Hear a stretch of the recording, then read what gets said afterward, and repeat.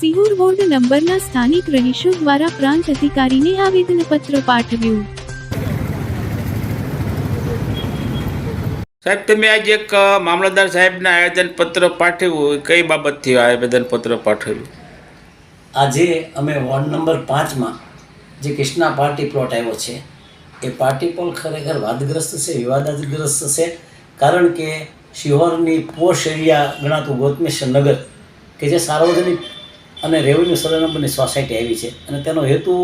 રહેણાંકનો છે, પરંતુ કેટલાક રાજકીય લાગવગ ધરાવતા આસામીઓએ એ રહેણાંકના હેતુમાં કોમર્શિયલ હેતુ કર્યો હોય, જેથી ત્યાં એક જાદુગરનો કાર્યક્રમ માટે એને ભાડે આપેલો હતો। એની સામે સમગ્ર ગોતમેશ્વર નગરના લોકો વતી એક નગરસેવક તરીકે વોર્ડ નંબર 5ના વિસ્તારમાં આવતા આ કૃષ્ણા પાર્ટી પ્લોટ બાબતે અમે વાંધા રજૂ કર્યા હતા કે 1992માં ગોતમેશ્વર નગર ભાવનગર જિલ્લાના નાયબ જિલ્લા વિકાસ અધિકારી શ્રીએ બિનખેતી મંજૂર કર્યું અને એમાં જે રસ્તો મૂક્યો હતો અને એમાં જે રહેણાંકનો હેતુ દર્શાવ્યો હતો, જે શહેરી વિકાસના ટાઉન પ્લાનિંગ વિકાસ નકશા ડીપી પ્લાનમાં પણ આ રહેણાંક છે અને ઠેઠ આશાપુરા લોજ સુધી રહેણાંક એરિયા છે, આમ મેમન કોલોની સુધી છે। તો આવા વિસ્તારમાં જાહેર કાર્યક્રમો કરવાથી વિદ્યાર્થીઓના જીવન ઉપર માઠી અસર પડતી હોય તથા આમ જનતાને પારાવાર મુશ્કેલી પડતી હોય, જેથી કરીને અમે નાયબ કલેક્ટર શ્રી અને સબ ડિવિઝનલ મેજિસ્ટ્રેટશ્રીને રજૂઆત કરી કે તમને મળેલી મહેસૂલ નિયમ અને અધિનિયમની જુદી જુદી જોગવાઈ મુજબ સદ્રહુ વાદગ્રસ્ત પ્લોટ અંગે સંપૂર્ણ તલસ્પર્શી તપાસ કરો અને જ્યાં સુધી આખરી તપાસ કાનૂની તપાસ પૂર્ણ ન થાય ત્યાં સુધી અહીંયા એક પણ કાર્યક્રમ થવો ન જોઈએ। અને જો આમ કરવામાં આપ કસૂરવાર ઠરશો અને અમારા નગરના નાગરિકોને ન્યાય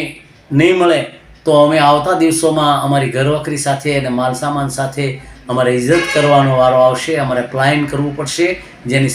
સંપૂર્ણ જવાબદારી સરકારની રહેશે એવું અમે નાયબ કલેક્ટર સાહેબશ્રી મારફત સરકારમાં રજૂઆત કરી છે। અને આ બાબતે અમારો સંપૂર્ણ જન આક્રોશ એટલો હદે વયો હતો કે કેટલાય ટાઈમથી ત્યાં જે ધ્વનિ પ્રદૂષિત થાય છે, ત્યાં અશાંતિ થાય છે, આ બધાની સામે નાગરિકોનો એક આક્રોશ છે કે આ પાર્ટી પ્લોટને તાકીદની અસરથી પાર્ટી પ્લોટ તરીકે રદ કરી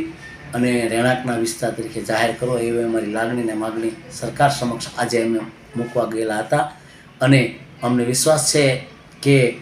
આ વિસ્તારના નાગરિકોને, મારા વિસ્તારના નાગરિકોને હું ચોક્કસ ન્યાય અપાવીશ અને જે માનસિક ત્રાસ મળે છે, જે અમારી અમન ચમન ઉપર અસર થાય છે, એ તમામ જે તકલીફો છે એ તકલીફો હંમેશાના માટે દૂર કરવા માટે અમે અમારી વેદના સ્વરૂપે એક આવેદનપત્ર નામદાર